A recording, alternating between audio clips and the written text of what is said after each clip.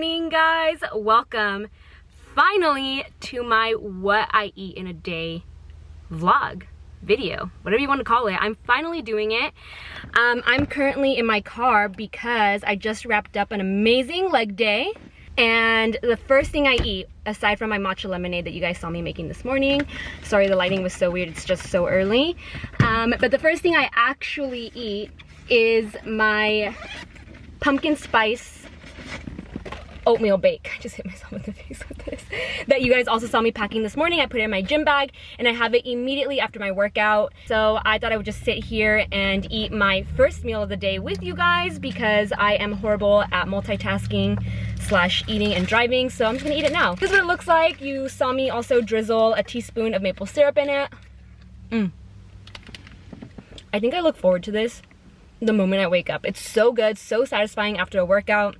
11 grams of protein. I will include the recipe down below.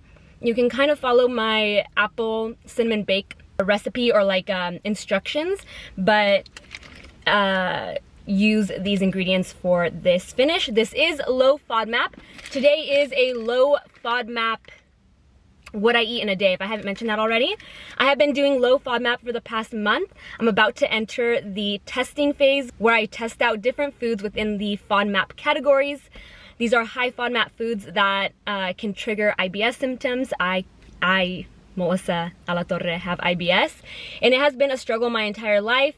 And one of the reasons I held off from doing a what I eat in a day for so long is because I couldn't really find a diet that worked for me, that made me feel amazing, that made me feel my best, and low FODMAP does that for me, and I'm excited. Well, not really excited, but I can't wait to see what foods actually trigger my symptoms. Whereas before I was kind of just guessing. I would always say it was quinoa. I said it in my apple cinnamon bake vlog also, but whenever I made my quinoa, I made it with a ton of onions and garlic, which are high FODMAP. So if you guys want some more information on FODMAP and what is it, I will link some articles down below. I am going to enjoy this. If you guys haven't tried making this yourselves, you gotta try it. Have you guys been listening to the new Bad Bunny album? Because it's fire! This is the jam right now. I wanted to tell you guys about these. These are reusable sandwich bags by a brand called Stasher. They are a little pricey, but they're plastic free, BPA free, reusable, and I have them in various sizes, and I love them. I use them for like literally anything and everything, so I will also link this down below for you guys. I just drooled all over myself. Now that I'm home, I'm going to make my blueberry flax protein smoothie. I had to take a little break. I'm gonna put this here so I'm not like holding it. Hey booms. I had to take a little break from my green smoothie.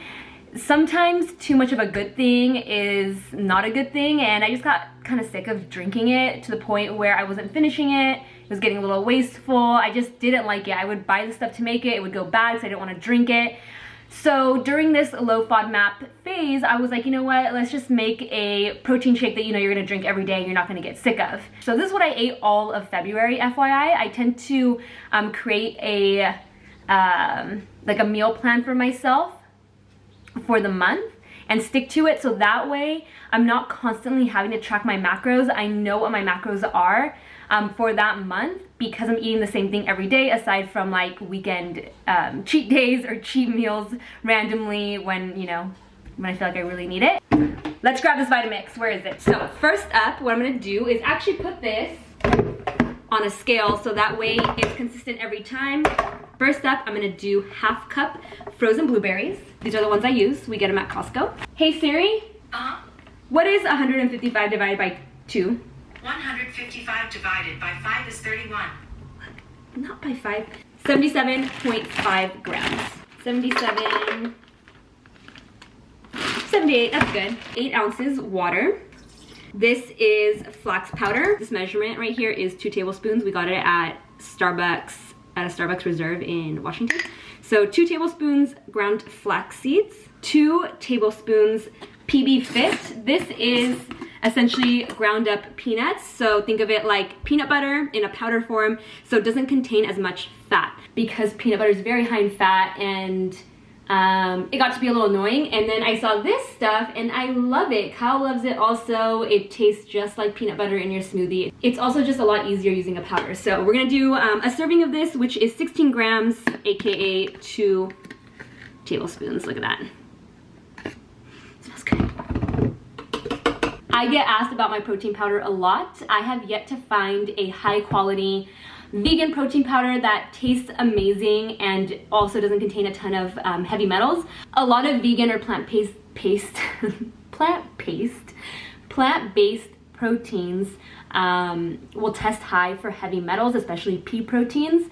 So there's this website called Labdoor, and they test all supplements, including protein powders. Kyle did his research and this was the highest rated one.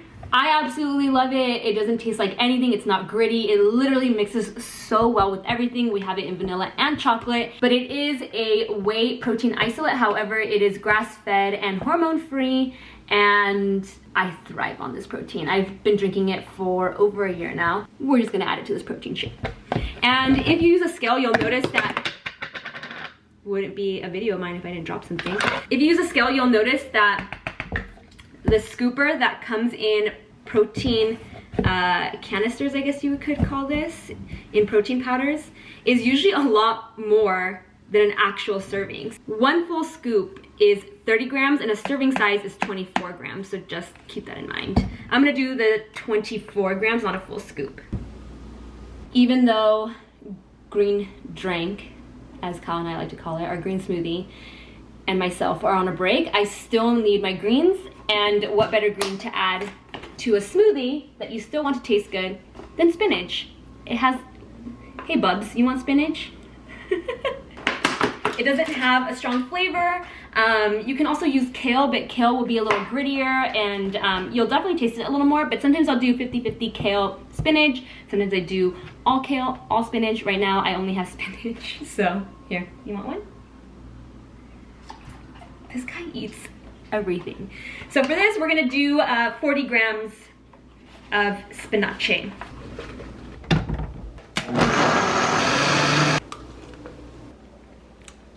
Super delicious. Okay, I'm gonna clean up this kitchen because I've already made a mess. And I'm gonna feed the pups. Look at your bachelor pad. Oh, finally? All right. Mika's crateless right now because Boomer decided to destroy both of them, so she gets to eat right here.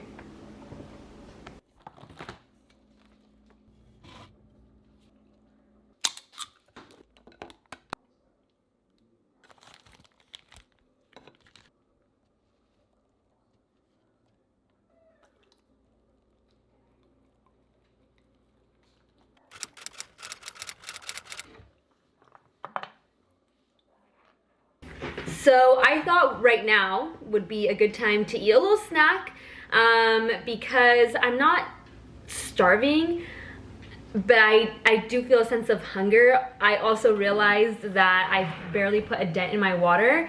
Always chug a glass of water when you're hungry to see if it's thirst or hunger that you're feeling. Usually it's thirst. So I noticed that after I had already grabbed my Hustle energy drink from Matcha Bar. I love these all natural energy drinks made with matcha. Also 0 calories. Is it 0 calories? 5 calories. It's okay.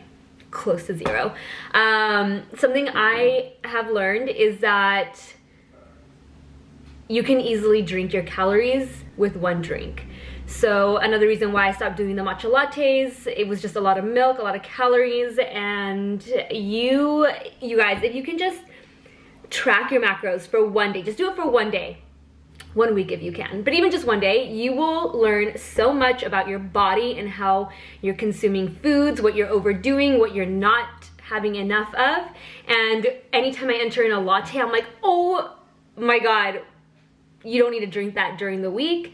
Or if you drink it, you need to change around what you're gonna eat the rest of the day, which I'd rather have whole foods, like actual food, than drink my calories, because a latte isn't gonna fill me up, maybe like temporarily, but it's not gonna fill me up like a meal will. So I like to drink these for energy because they are 5 calories, 0 fat, 1 carb, 1 gram of protein. Oh, hey.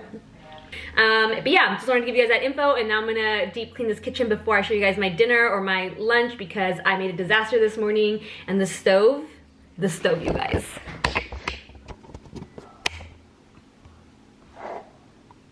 What kind of savage does this?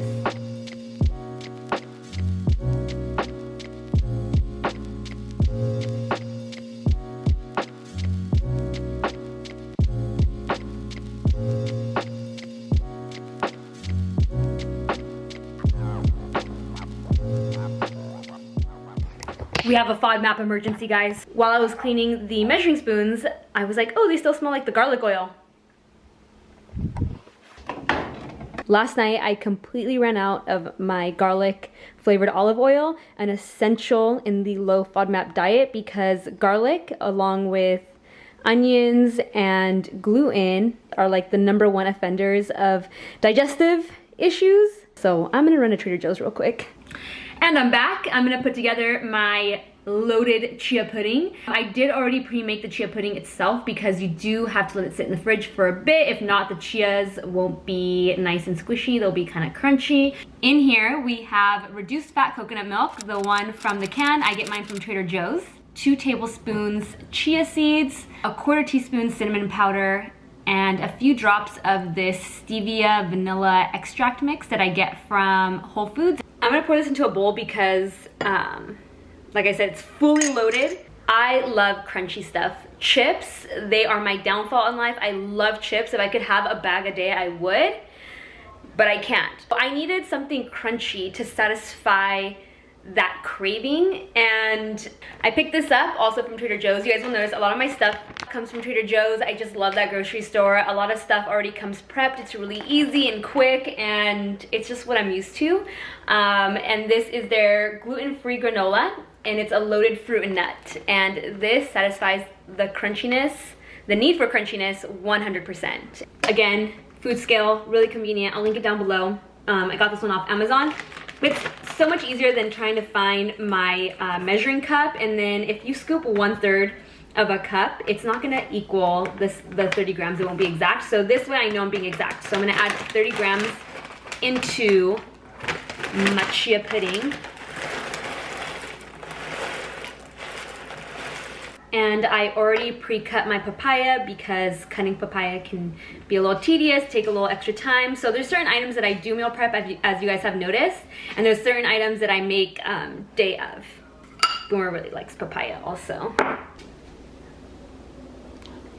For the papaya, I am going to do a 1/2 cup, which ends up being around 75 grams. Update, I think that was like an expired, or you know when you get like a nasty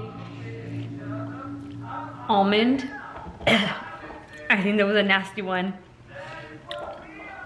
in that mixture, and I'm really upset about it. Not bad. It is 5:18, which is perfect timing to make dinner, and I have hit almost the 7 p.m. mark on my water bottle, which is really good. That usually never happens, but I've got my game face on for this vlog. Okay, I'm gonna show you guys how I make my, I don't know what to call it. I call it teriyaki chicken bowl, but it's not teriyaki, it's coconut aminos, which is like a soy sauce replacement. And then when I was making it on stories the other day, someone said it's very similar to Filipino chicken adobo. Call it what you want. It's delicious. So let's do it.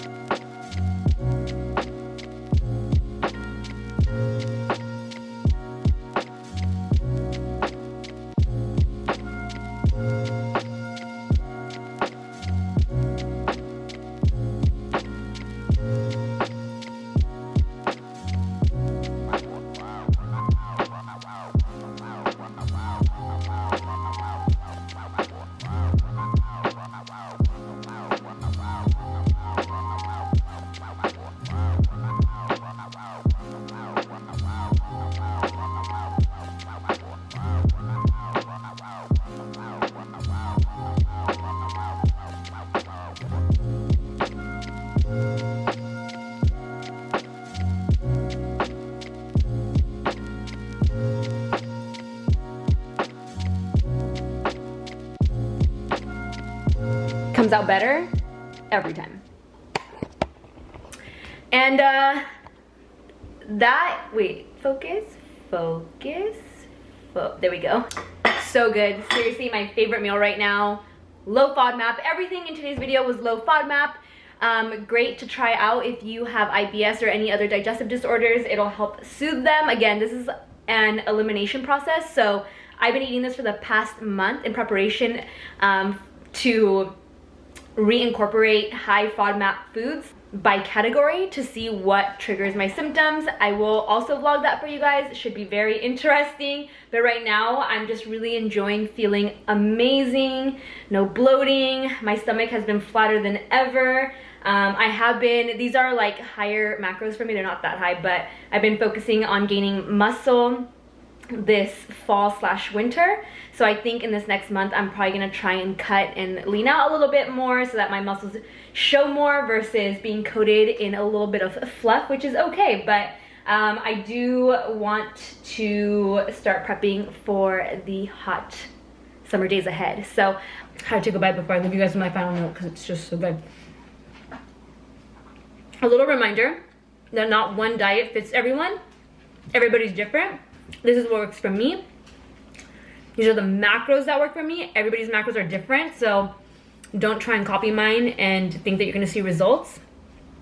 It's all dependent on how much energy you're putting out, exerting, your height, your current weight.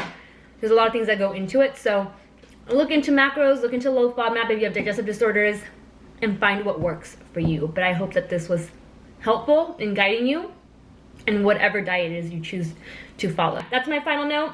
I'm gonna enjoy this meal right here. And I will see you in the next video. Bye guys.